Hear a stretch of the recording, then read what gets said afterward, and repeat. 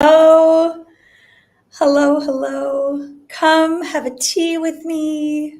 Will you?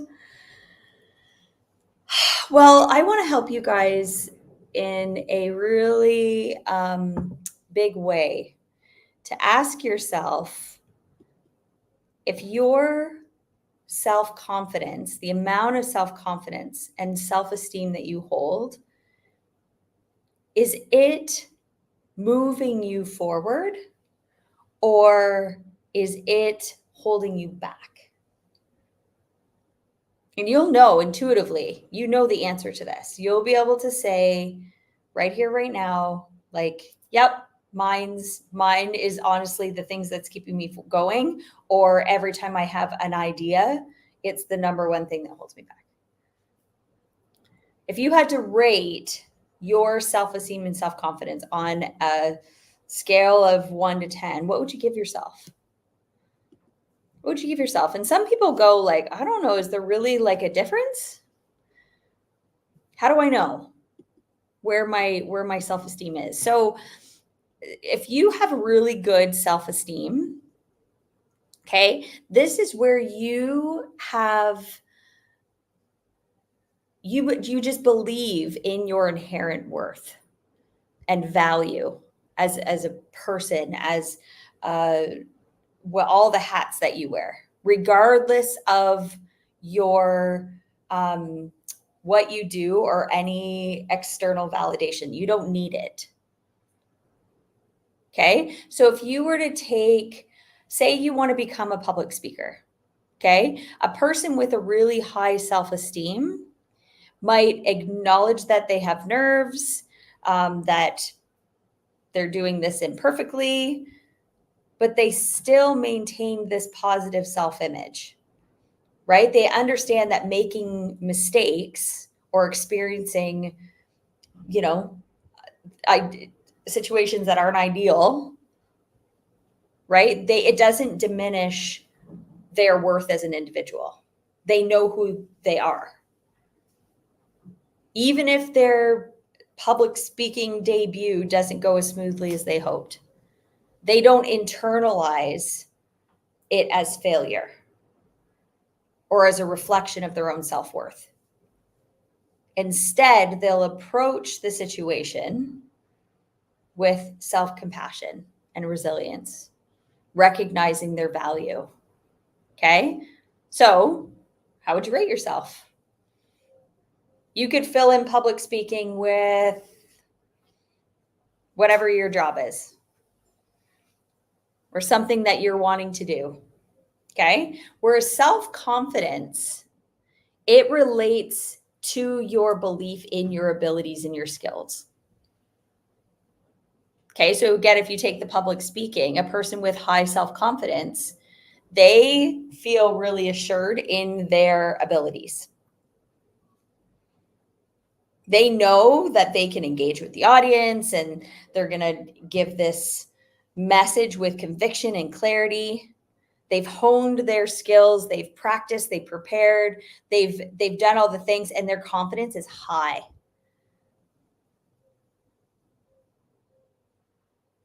Okay, so do you see the difference here? Either way, self-esteem is linked with your self-worth and your self-acceptance, while self-confidence is more a belief in your ability. So where would you say you are with this? Where would you say you are? Because if you don't understand your own self-esteem and self-confidence, I can guarantee that it's holding you back from taking that next step purely because you're scared. And it'll have an impact on every single thing that you do. Okay, when you have healthy levels of self-esteem and self-confidence, your just overall emotional well-being, you're on fire. Like you're just on fire. It doesn't matter, like external circumstances are going to happen, and whatever, but it lends to your faith. You have faith in yourself. You have faith, that you are going to show up and do what you say you're going to do. You have faith that however things do end up is how they're supposed to end up, which then leads to your own personal growth and success. Don't even get me started on what this will do to your relationships.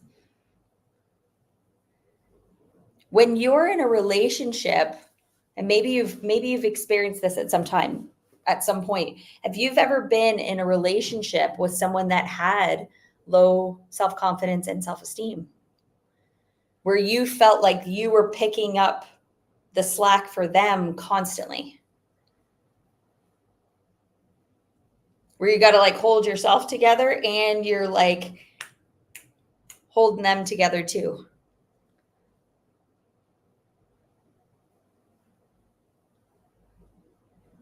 Anybody ever been in this type of environment? Probably, right? And you can say and acknowledge, how did that feel? Exhausting, right?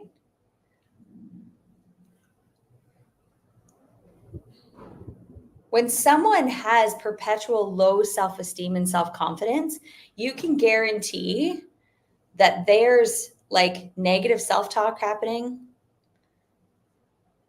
Like if they're saying things out loud about themselves, they've already said it in their own heads a million different times.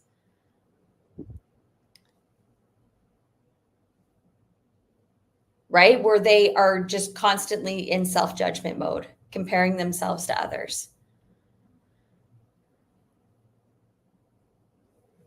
And there's lots of different reasons why this can happen.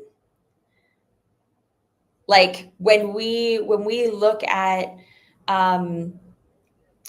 even like past trauma, right? If someone experiences trauma, abuse, right? Like really big life challenges, all happening at once, like traumatic events, one after the other. Okay.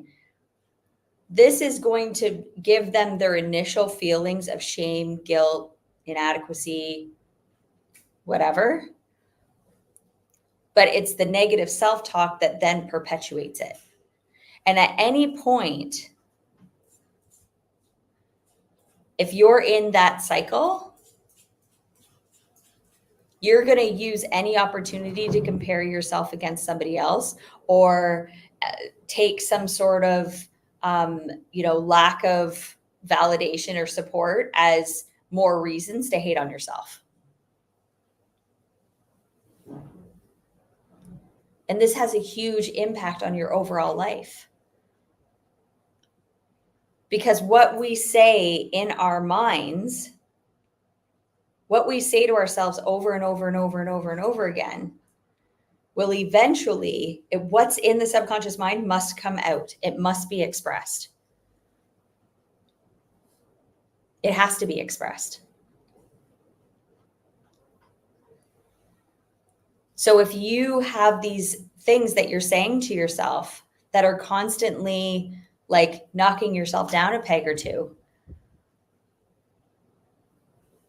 I bet eventually, if you aren't already, you're going to be feeling it in your body, right? It'll show up as inflammation. It'll show up as headaches.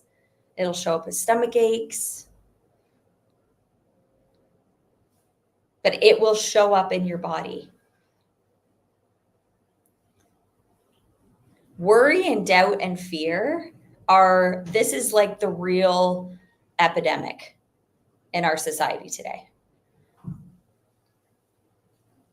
And it's these three things that perpetuate low self-esteem and low self-confidence. And then we kind of get to the point where we don't trust ourselves.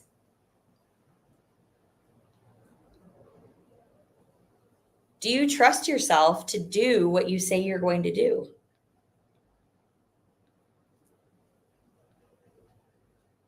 Or is your self-esteem doesn't warrant that? What does that look like?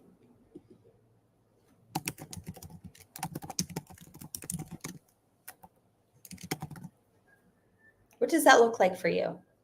How does it show up in your body? Well, there's a number of things that you can do to enhance it.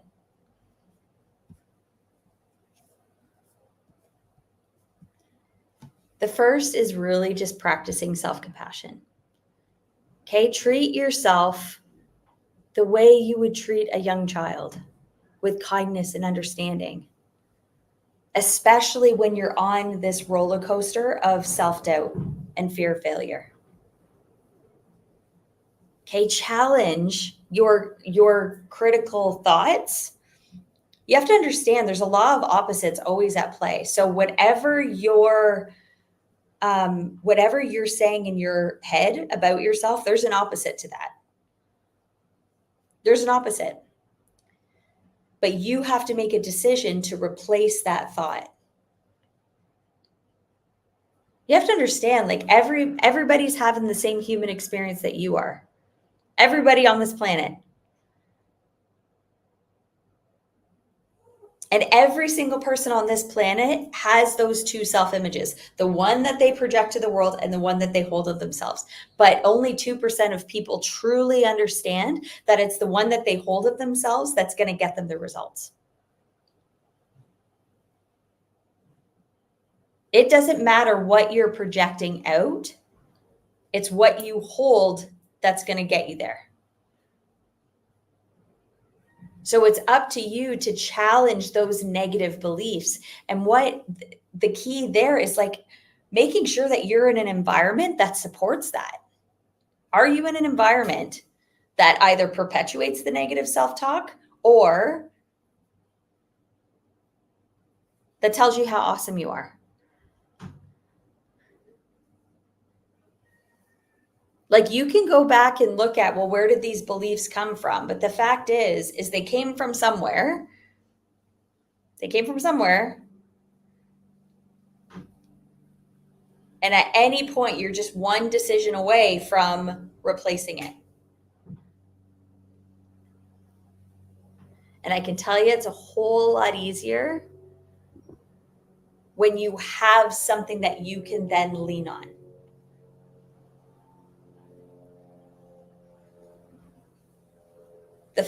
Whenever I see somebody, anybody that I'm working with, when I see them in this state of going down the rabbit hole, I ask them, what's your goal right now? What are you going after? What do you want? Whether it's a feeling or a physical, tangible thing, doesn't matter. That's actually the point of a goal. The goal isn't to actually get whatever it is that you think you want. The goal is who you become in the process. Someone that's full of self-confidence, with a high self-esteem, high self-worth.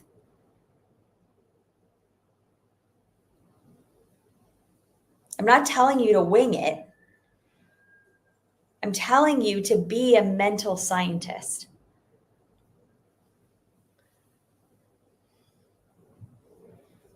Think about a scientist, or bring yourself back to like grade 10 biology. Okay, like any scientist, what they do is they have a hypothesis, right? They say, this is what I want to prove. And then they make a list. Here's all the things we're going to do to prove that hypothesis. Their theory. And if something doesn't work, they don't get pissed off at themselves. They just cross it off the list and they go, okay, so now we know that's not it. Let's move on to the next one. Or we learn some stuff through it that we're going to apply as we do the next one.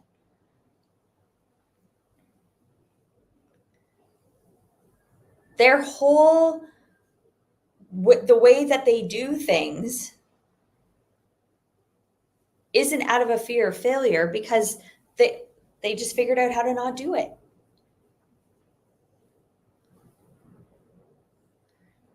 You are here having a human experience. You are a mental scientist.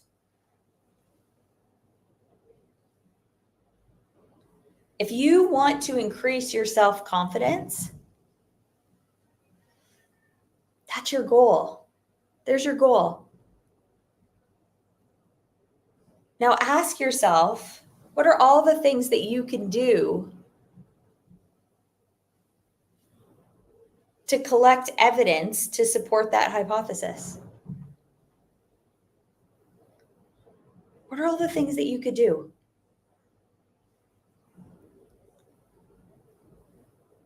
Now the key is going to do them. Going to do them. Expressing yourself. Because once you can get yourself to the point where you just love yourself unconditionally,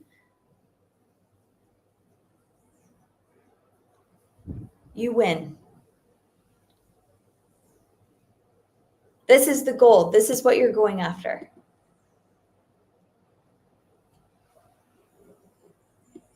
Make sense?